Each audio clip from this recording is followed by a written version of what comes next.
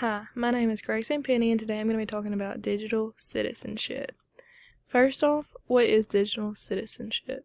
Digital citizenship refers to the responsible use of technology by anyone who uses computers, the internet, and digital devices to engage with society on any level. Education today evolves around technology, which is why it is our job to teach our students how to use it responsibly.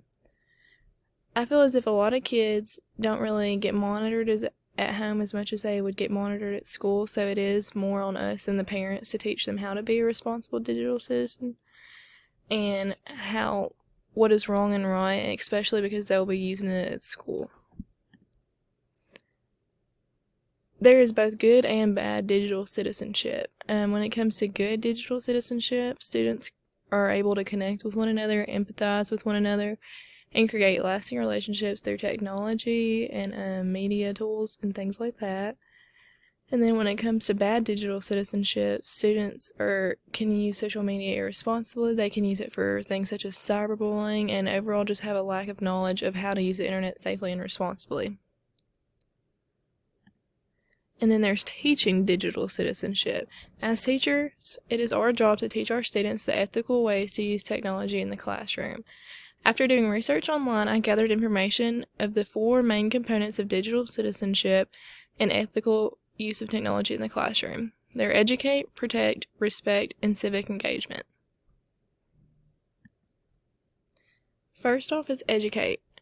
We need to educate students on digital communication, digital literacy, and digital commerce. Students need to know how and when to use social media and online resources appropriately. I feel like this is a big thing for school, especially because kids this even comes down to citing your sources and things like that. You just have to know when it's appropriate and how to use it correctly. And just like digital communication, there's so many people on the internet and not all of it is appropriate for kids to use, especially not at school. Next up, we have protect. We need to educate students on their digital rights and responsibilities, digital health and wellness, and their digital safety and security. Students need to understand that what they do and say online is permanent and can have long-lasting effects.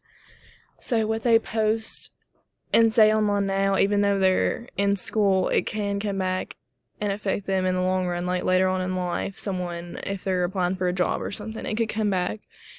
And overall, you just really want to be aware of what you're posting online and how you're going about posting online.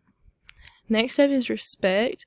We need to educate students on digital etiquette, digital access, and digital law. Students need to know that they are interacting with real people online. This is not a game.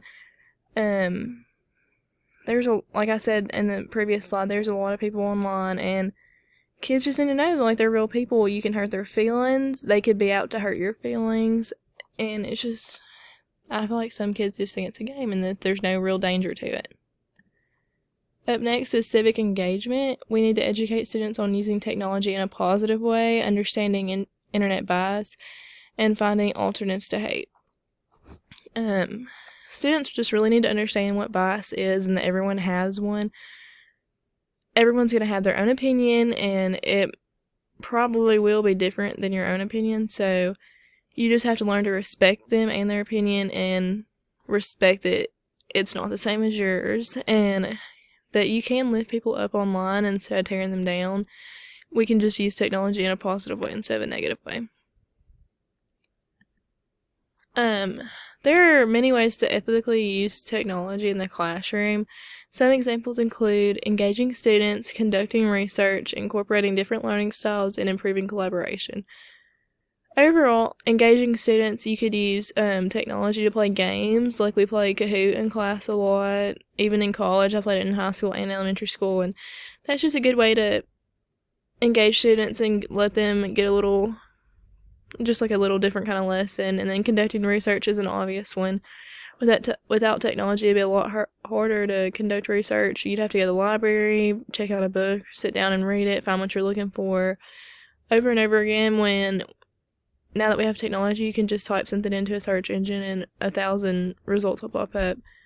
There's also incorporating different learning styles. Every child in a classroom has a different way that they prefer to learn and that they benefit best from.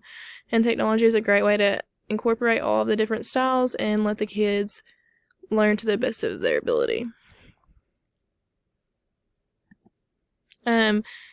I really found this topic very interesting, and so I went and looked for more information on it, and I thought I would attach it here.